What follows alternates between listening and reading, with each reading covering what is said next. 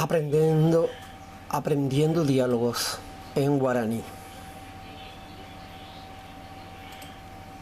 Mucha suerte con la pronunciación. Lorena. Shepa she karape hashebai. Lorena.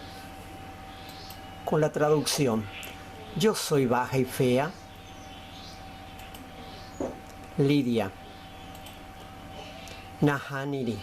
De ubate hanepona. Lidia. No, tú eres alta y linda. Lorena. Ha anapa ikura ha ikureu. Lorena. Y Ana es gorda y voluntariosa. Lidia. Nahaniri ha e ipiru ha iñateun. Lidia. No, ella es flaca y perezosa.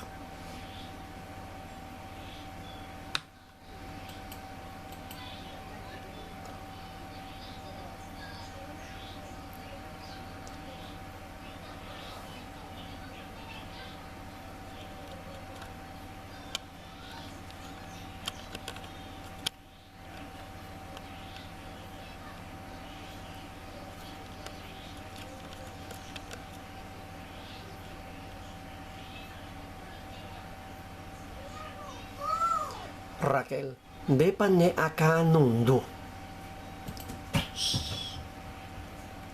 Raquel, ¿tú tienes fiebre?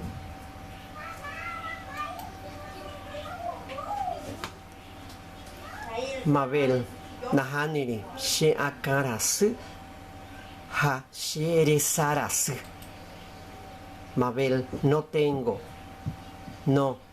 dolor de cabeza y mal de ojos. Raquel, shekatu she ahu orasu, ha sherairasu.